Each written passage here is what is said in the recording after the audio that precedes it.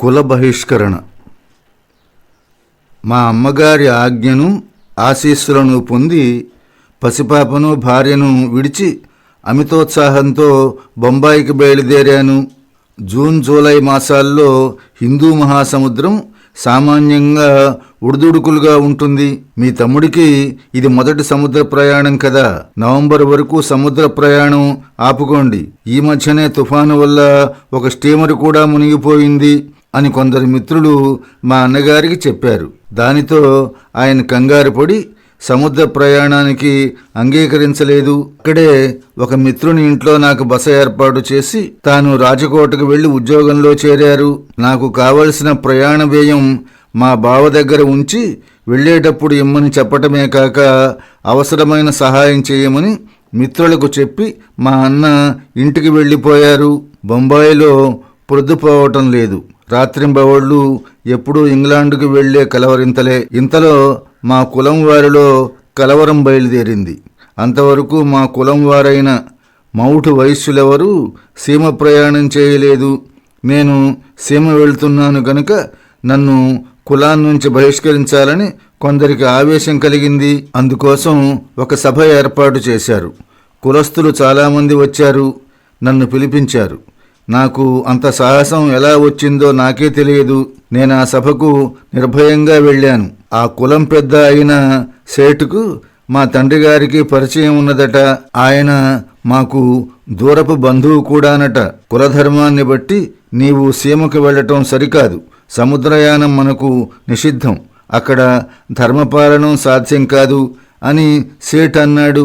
సీమకు వెళ్ళటం ఎంతమాత్రం ధర్మేతరం కాదు. నేను అక్కడికి విద్య కోసం వెళుతున్నాను. మీరు భయపడుతున్న వస్తువుల్ని తాకనని మా అమ్మ దగ్గర ప్రతిజ్ఞ చేశాను. అది నన్ను కాపాడుతుంది అని సమాధానం చెప్పాను. నీవు అక్కడికి వెళితే ధర్మపాలన జరగదు. మీ తండ్రి గారికి నాకు ఎంతటి స్నేహమో నీకు తెలుసా? కావున నా మాట విను. సీమ ప్రయాణం విరమించుకో అని సేటు చెప్పగా, అయ్యా, నాకు తెలుసును. మీరు నా తండ్రి వంటి వారు. సీమకు వెళ్లాలనే నా నిర్ణయం మార్చుకోను. మా తండ్రి గారికి మిత్రులు, విద్వాంసులు అగు బ్రాహ్మణులు సీమకు వెళ్లమని ప్రోత్సహించారు. వారికి దోషం ఏమీ కనపడలేదు. మా అమ్మగారు, మా అన్నగారు కూడా అంగీకరించారు. అందువల్ల నేను వెళతాను అని సమాధానం ఇచ్చాను. అయితే కులం పెద్దల ఆజ్ఞను మన్నించవా? నాకు వేరే మార్గం లేదు. కులం పెద్దలు ఈ విషయంలో కల్పించుకోకూడదని స్పష్టంగా చెప్పివేశాను. దానితో సేటుగారికి కోపం వచ్చింది. చివాట్లు పెట్టాడు. నేను నిబ్బరంగా కూర్చున్నాను. నేను ఇతన్ని కులం నుంచి వెలివేస్తున్నాను. ఇతనికి సహాయం చేసేవారికి, ఇతన్ని సాగనంపేందుకు హార్బర్ దగ్గరికి వెళ్లేవారికి ₹1 శాలిగ్రామ దానం జరిమానా విధిస్తున్నాను అని సేటు తన నిర్ణయం ప్రకటించాడు. నేను ఏమీ చెల్లించలేదు. సేటు దగ్గర సెలవు తీసుకొని తిరిగి వచ్చేశాను. మా అన్నగారికి ఈ విషయం తెలిస్తే వెళ్ళవద్దు, తిరిగి వచ్చివేయమంటారేమోనని భయపడ్డాను. కానీ మా అన్నగారు ఆ విధంగా అనలేదు సరికదా. కులం వారు వెలివేసినా భయపడనవసరం లేదు. నీవు నిర్భయంగా సీమకు వెళ్ళు అని జాబు రాశారు. అది నా అదృష్టం. ఇదంతా జరిగిన తర్వాత నాకు తొందర ఎక్కువైంది. ఇలాంటి వారి ఒత్తిడి వల్ల మా అన్నగారి మనస్సు మారుతుందేమోనన్న భయం నన్ను పట్టుకున్నది. ఇంతలో జునాగఢ్ వకీలు ఒకరు ఇంగ్లాండుకు బారిస్టర్ పరీక్ష కోసం సెప్టెంబర్ 4వ తేదీన వెళుతున్నారని తెలిసింది. నేను ఈ వార్తను మా అన్నగారి మిత్రులకు తెలియజేశాను. ఇట్టి అవకాశం పోగొట్టుకోకూడదని వారంతా భావించారు. సమయం తక్కువగా ఉన్నందున తంతి ద్వారా ఈ విషయం మా అన్నగారికి తెలియజేశాను. అయితే ఆయన అందుకు అంగీకరించాడు. మా బావగారికి తెలిసి పైకం అడిగాను.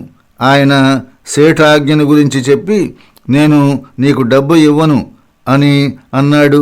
అప్పుడు నేను మా కుటుంబ మిత్రులు ఒకరి దగ్గరికి వెళ్ళి విషయమంతా చెప్పి నా ప్రయాణానికి అవసరమైన సొమ్ము ఇచ్చి సహాయం చేయమని, మా అన్నగారి దగ్గర ఆ పైకం తీసుకోవచ్చునని విన్నవించాను.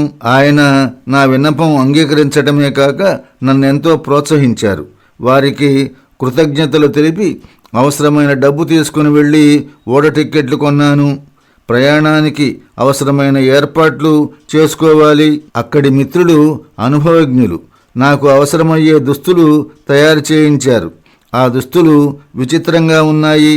వాటిలో కొన్ని నాకు బాగున్నాయి, కొన్ని బాగాలేవు. ఇప్పుడు నేను ధరించేందుకు అంగీకరించిన నెక్టైని ఆనాడు అసహించుకున్నాను. పొట్టి చొక్కా, జాకెట్ లాంటిది ధరిస్తుంటే సిగ్గు వేసింది. అయితే ఇంగ్లాండ్ వెళ్లాలనే ఉత్సాహం ముందు ఈ చిన్న వ్యవహారాలు నిలవలేదు.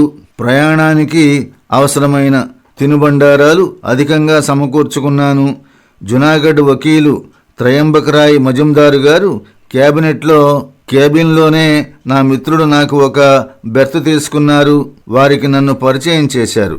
ఆయన పెద్దవాడు, లోకానుభవం కలవాడు. నాకు అంత లోకానుభవం లేదు. 18 ఏళ్ల వాణ్ణి.